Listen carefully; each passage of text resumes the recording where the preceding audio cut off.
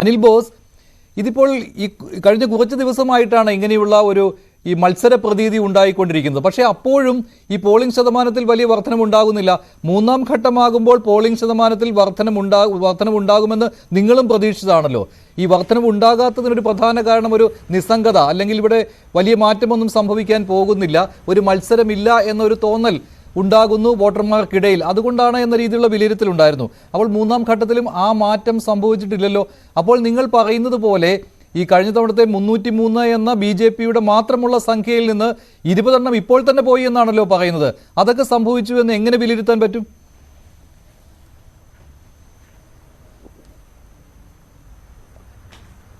നമുക്ക് ഒരു തെരഞ്ഞെടുപ്പിന്റെ അന്തരീക്ഷത്തിൽ ഒരുപാട് കാര്യങ്ങൾ നമുക്ക് വിലയിരുത്താം, പല ചോദ്യങ്ങൾ ചോദിക്കാം, പല വാദഗതികളും ഉന്നയിക്കാം. ഇപ്പോൾ ഞാൻ കേട്ടത് BJPയുടെ പ്രതിനിധി പറയുകയാണ്, ഞങ്ങൾ പുതിയ 100ഓളം ആളുകൾക്ക് അവസരം കൊടുത്തു. എന്തുകൊണ്ടാണ് കൊടുത്തത്?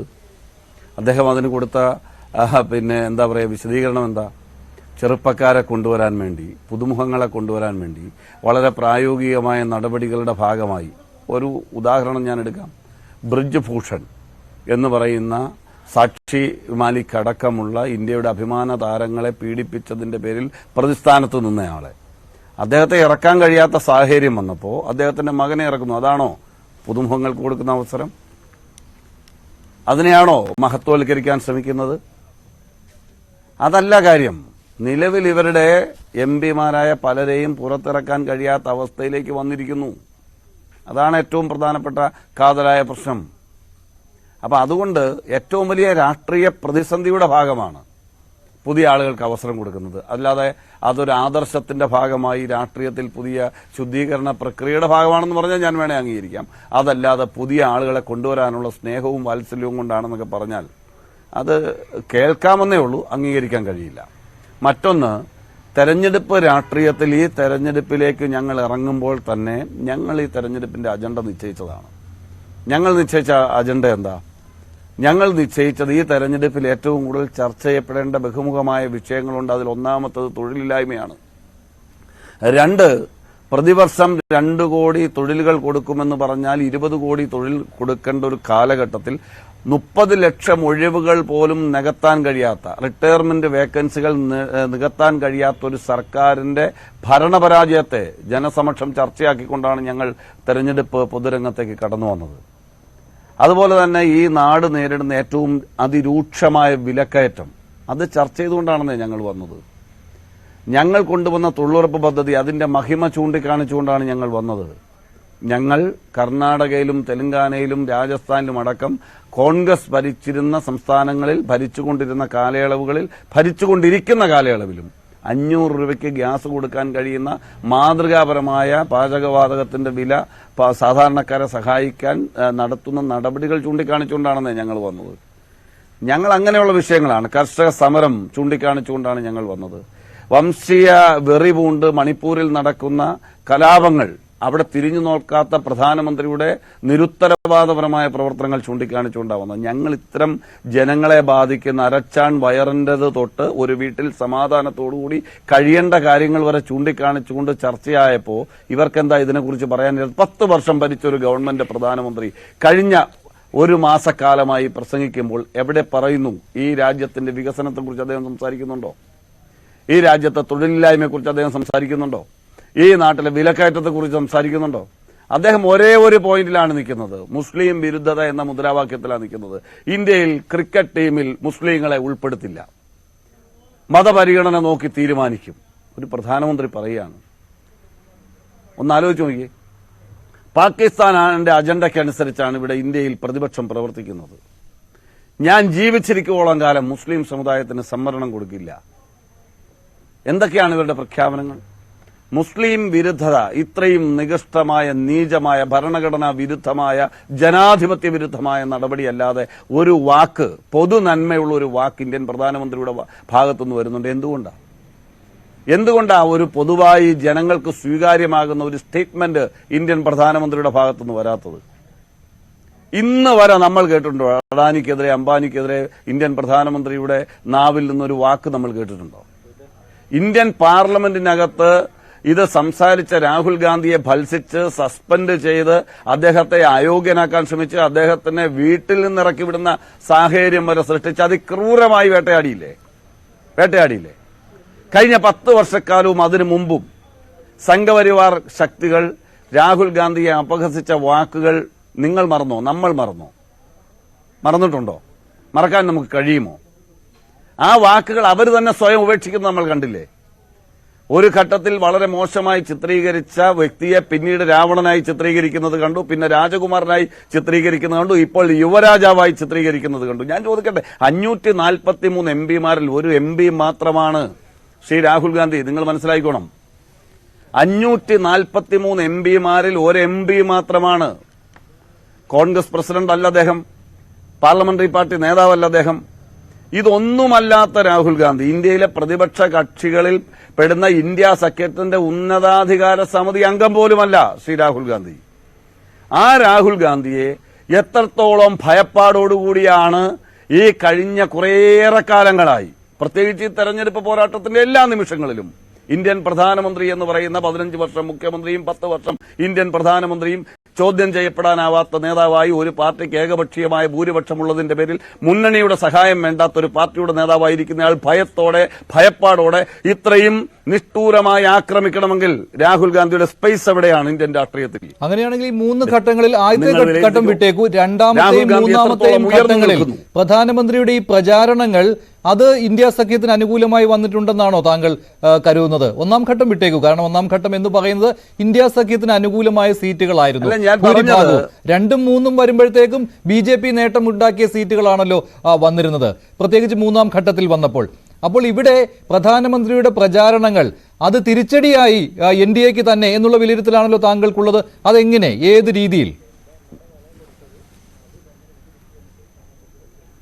അതല്ല, നിങ്ങൾ കാണേണ്ട ഒരു കാര്യം, ഹിന്ദി ഹൃദയഭൂമി എന്ന് പറയുന്നത് ഇപ്പൊ രാജസ്ഥാനിൽ 25 പാർലമെന്റ് സീറ്റുണ്ട്. ആ 25 പാർലമെന്റ് സീറ്റ്, അതുപോലെ മധ്യപ്രദേശിൽ 29ൽ 28 അവരുടെയിലാണ്. അത് വീണ്ടും നിലനിർത്താൻ ഇങ്ങനെയുള്ള ഓരോ സംസ്ഥാനവും നമ്മൾ എടുത്തു നോക്കുമ്പോൾ അവിടെ എന്തുകൊണ്ട് ഈ ഘട്ടത്തിലേക്ക് വരുമ്പോൾ മുസ്ലിം വിരുദ്ധത ആളിക്കത്തിക്കാൻ ശ്രമിക്കുന്നു? മുസ്ലിം സമുദായത്തെ ഒരു ബദ്ധവൈരിയെ പോലെ അതിരൂക്ഷമായി എന്തുകൊണ്ടൊരു പ്രധാനമന്ത്രി ആക്രമിക്കാൻ ശ്രമിക്കുന്നു എന്ന് പറഞ്ഞാൽ, തീവ്രമായ ഹിന്ദു വികാരം ആളിക്കത്തിച്ചുകൊണ്ട് തനിക്ക് കഴിഞ്ഞ തെരഞ്ഞെടുപ്പിൽ കിട്ടിയതോ അതിനു മുമ്പത്തെ തെരഞ്ഞെടുപ്പിൽ കിട്ടിയതോ ആയ സീറ്റുകൾ നിലനിർത്താൻ കഴിയുമോ എന്ന അവസാന പരിശ്രമത്തിന്റെ ഭാഗമാണ്. ഭയത്തിൽ നിന്നും ഉണ്ടാകുന്നതാണ്, തോൽവി തിരിച്ചറിഞ്ഞുകൊണ്ടുള്ള പ്രതികരണമാണ്. കാരണം കൈവിട്ടുപോയി എന്ന് കൃത്യമായി ഇന്ത്യൻ ഭരണകൂടത്തിന്, പ്രധാനമന്ത്രിക്ക്, അവരുടെ പാർട്ടി മുന്നണി നേതൃത്വത്തിന് ബോധ്യമായിരിക്കുന്നു. നമ്മൾ പരാജയത്തിലേക്ക് കൂപ്പുകുത്തി. അതുകൊണ്ടാണ് വർഗീയ ഏകീകരണത്തിന് വേണ്ടിയുള്ള ശ്രമങ്ങൾ മാത്രം തുടരുന്നത്. ഒരു കാര്യം നിങ്ങൾ കുറിച്ചു വെച്ചോ, ഈ തെരഞ്ഞെടുപ്പിന്റെ തുടക്കം മുതൽ ഞങ്ങളൊക്കെ സംസാരിക്കുന്ന മുഴുവൻ വേദികളിലും പങ്കെടുക്കുന്ന ചർച്ചകളിൽ ഞങ്ങൾ പറഞ്ഞിരുന്നു, 300+ സീറ്റുമായി ഇന്ത്യ സഖ്യം ഇന്ത്യയിൽ ഗവൺമെന്റ് ഉണ്ടാക്കും. വളരെ കൃത്യമായിട്ട് തന്നെയാണ് പറയുന്നത്. ഗുജറാത്തിൽ 26, അത് വേണമെങ്കിൽ കോൺഗ്രസും BJPയും നേരിട്ട് ഏറ്റുമുട്ടുന്ന സ്ഥലങ്ങളിൽ കോൺഗ്രസിന് മുന്നേറ്റം ഉണ്ടാകണം. ഇന്ത്യ സഖ്യത്തിലെ മറ്റു പാർട്ടികൾ അവരുടെ സംസ്ഥാനങ്ങളിൽ സ്ട്രോങ് ആണ്. ഉദാഹരണത്തിന് തമിഴ്നാട്ടിൽ DMK, ബംഗാളിൽ തൃണമൂൽ കോൺഗ്രസ്. പക്ഷേ കോൺഗ്രസ് നേരിട്ട് BJPയുമായി ഏറ്റുമുട്ടുന്ന സ്ഥലങ്ങളിൽ അവിടെയാണല്ലോ കഴിഞ്ഞ തവണ BJP തൂത്തുവാരിയത്. ആ സംസ്ഥാനങ്ങളിൽ അത് ഇത്തവണ അതിൽ മാറ്റമുണ്ടാകുമെന്ന് താങ്കൾക്ക് എങ്ങനെ പറയാൻ കഴിയും? ഒരു കാര്യം മഞ്ജുഷ വളരെ കൃത്യമായിട്ട് എനിക്ക് പറയാൻ കഴിയും. വളരെ കൃത്യമായിട്ട്. ഞാൻ കേരളവും അല്ലെങ്കിൽ തമിഴ്നാടും ചർച്ച ചെയ്യുന്നില്ലല്ലോ. അവിടെ ചർച്ച ചെയ്യേണ്ട കാര്യമില്ല. അവിടെ ഒന്നും BJPക്ക് ഒരു പ്രസക്തിയില്ല. 0 മാർക്കാണ്. അവിടെ ഒന്നും ഒരു ലെവൽ പ്ലേയിങ് ഫീൽഡ് പോലും അവർക്കില്ല. അതുകൊണ്ട് അതിനെ സംബന്ധിച്ച് നമ്മൾ ചർച്ചയ്ക്ക് ഉദ്ദേശിക്കുന്നില്ല. അത് വിട്ടേര്. ഞാൻ പറയുന്നു 353 സീറ്റാണ്. 353 സീറ്റാണ്. 303ഉം 50ഉം സഖ്യകക്ഷികളുടെ അടക്കം ഇവിടെ BJP മുന്നണിക്കുള്ളത്. ആ 353 കഴിഞ്ഞാൽ വരുന്ന 190 സീറ്റ് എന്ന് പറയുന്നത് കഴിഞ്ഞ 10 വർഷക്കാലം കണ്ണുരുട്ടിയിട്ടും ഭീഷണിപ്പെടുത്തിയിട്ടും EDയെ കൊണ്ട് ഉപദ്രവിക്കാവുന്നതിന്റെ പരമാവധി ഉപദ്രവിച്ചിട്ടും പണം കൊടുത്ത് നേടാൻ പരമാവധി പരിശ്രമിച്ചിട്ടും ഇവരോടൊപ്പം കൂടാത്ത 190 പേർ ഇന്ത്യയിൽ പ്രതിപക്ഷത്തുണ്ട് ഇന്ന്. അത് ഇന്ത്യ സഖ്യത്തിന്റെ ഭാഗമായി 116 പേരും ഇവരോട് കൂടാത്ത, ഇവരോട് യോജിക്കേണ്ട ചില സമയങ്ങളിൽ എന്ന് പറഞ്ഞാൽ സംസ്ഥാന താല്പര്യം സംരക്ഷിക്കാനോ അല്ലെ പാർട്ടി താല്പര്യം സംരക്ഷിക്കാനോ അല്ലെങ്കിൽ അവരുടെ സ്വാർത്ഥ താല്പര്യം സംരക്ഷിക്കാനോ അധികാരത്തിന്റെ സഹായം വേണ്ട സമയത്ത് കൂടുകയും കൂടാതിരിക്കുകയും ചെയ്യുന്ന വിഭാഗം പക്ഷേ മുന്നണിയുടെ ഭാഗമാകുന്നില്ല.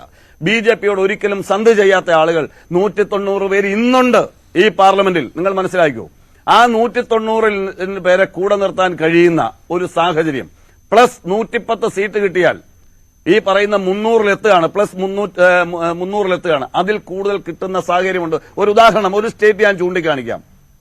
പഞ്ചാബിൽ 13 പാർലമെന്റ് സീറ്റാണുള്ളത്. ആ 13 പാർലമെന്റ് സീറ്റിൽ ഞങ്ങളും ആം ആദ്മിയുമാണ്. ഇവിടെ BJP പ്രതിനിധി അപഹസിച്ചല്ലോ. ഞങ്ങളും ആം ആദ്മിയും തമ്മിലാണ് മത്സരം. ഇവർ എന്ത് സഖ്യമെന്ന് ചോദിച്ചു. ഞങ്ങൾക്ക് കൃത്യമായ ഉത്തരവാദിത്വമുണ്ട്. ഞങ്ങൾ കൃത്യമായ കൂടിയാലോചനയിലാണ് ആ തീരുമാനമെടുത്തിരിക്കുന്നത്.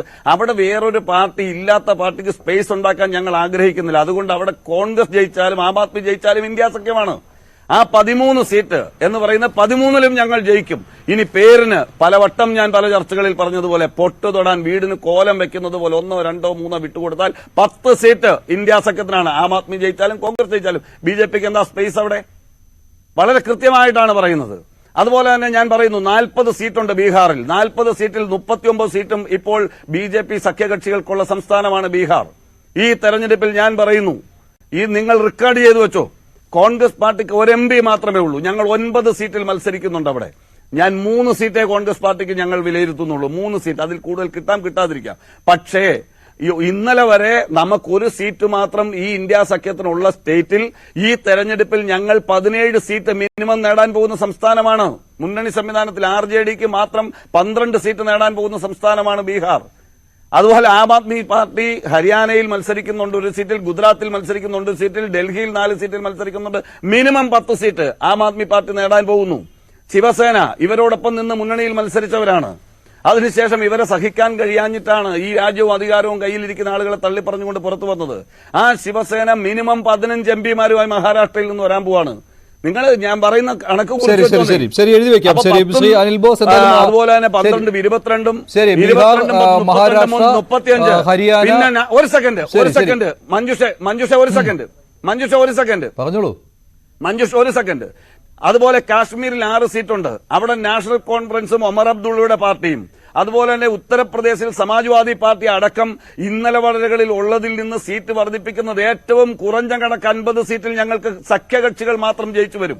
കോൺഗ്രസ് പാർട്ടി മാത്രം നേരിട്ട് BJPയുമായി ഏറ്റുമുട്ടുന്ന ഡൽഹി, രാജസ്ഥാൻ, മധ്യപ്രദേശ്, ഗുജറാത്ത്, മഹാരാഷ്ട്ര, ബീഹാർ, ഹരിയാന, തെലങ്കാന, കർണാടക ഇത്രയും സംസ്ഥാനങ്ങളിൽ നിന്ന് മാത്രമായി ഏറ്റവും കുറഞ്ഞ ഞങ്ങൾ 60 സീറ്റിൽ ജയിച്ചു വരും. ശരി, ഞാൻ ഇടപെടുകയാണ്. ഇപ്പോൾ തന്നെ 350 സീറ്റുകളായി. ശരി, പറയാം.